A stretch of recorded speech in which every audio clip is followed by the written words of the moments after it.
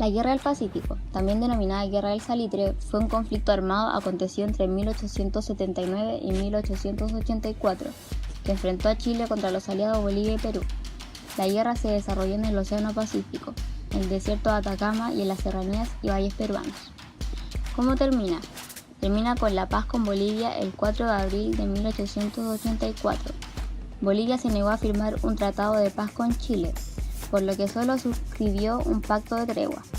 En este se estableció que Chile mantendría la ocupación del territorio entre el río Loa y el paralelo 23, la región de Antofagasta.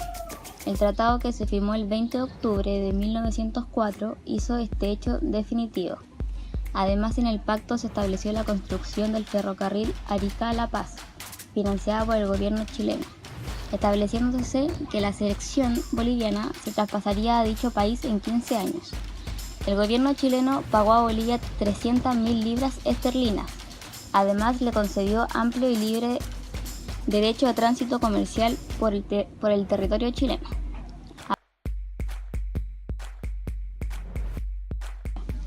El 3 de junio de 1929, un nuevo tratado entre ambos países estableció que Perú se quedaría con Tacna y Chile con Arica.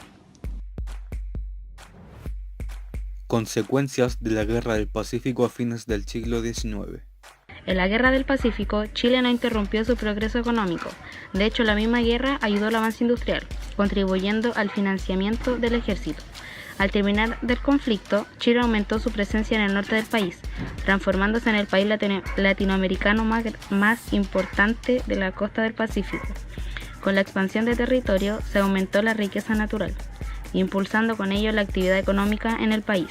El salitre se transforma en el principal recurso tras la guerra, sumando al hecho de que los valores del salitre trajeron como beneficio la contribución de nuevas obras públicas como puertos y ferrocarriles, obras sociales y refuerzos para las Fuerzas Armadas.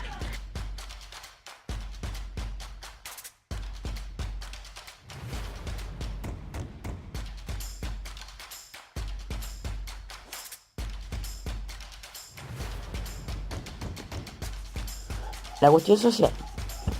Esta se vivió entre los años 1880 y 1920.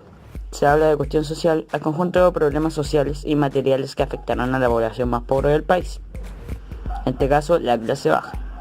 Esto se produjo por los cambios económicos que vivió Chile al haber tenido un periodo de gran auge económico, es decir, con el aumento de actividades industriales y mineras. Por lo tanto, se hizo necesaria más mano de obra en las ciudades. A consecuencia de lo anterior, se produjo una migración de la gente del campo a los poblados mineros del norte y sur de Chile. El obrero se instalaría a vivir en arrabales y conventillos, en los cuales no se contaba con condiciones salubres ni necesarias para vivir. Con ello se producen nuevas organizaciones de trabajadores que se preocuparían por las condiciones de la vida de los sectores populares.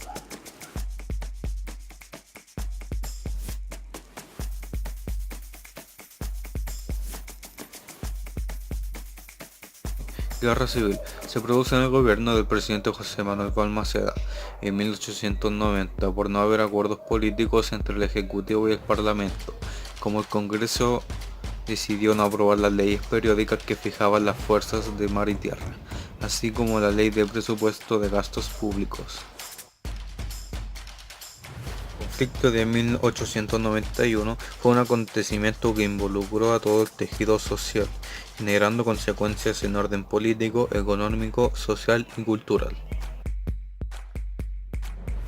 La reacción ante esto por parte del presidente de la época es que el 7 de enero de 1891 decidió renovar las mismas leyes dictadas el año anterior. Los partidos de la oposición respondieron con el manifiesto de los representantes del Congreso a bordo de la escuadra, desconociendo las dificultades del Poder Ejecutivo. Balmaceda ordena que se clausure de manera inmediata el Congreso Nacional del 11 de febrero de 1891. Con este hecho se da comienzo a la guerra civil que duraría 6 meses. ¿Cómo estaría terminando el siglo XIX en Chile para dar inicio al siglo XX? Chile estaría terminando de mala manera el siglo XIX, ya sea por las consecuencias sociales, económicas culturales y políticas que dejaron los conflictos de la época. Pero también es cierto que Chile se estaba preparando para vivir un siglo XX, el cual sería mejor, más estable económicamente, con un orden social y político mejor que el anterior y con menos conflictos.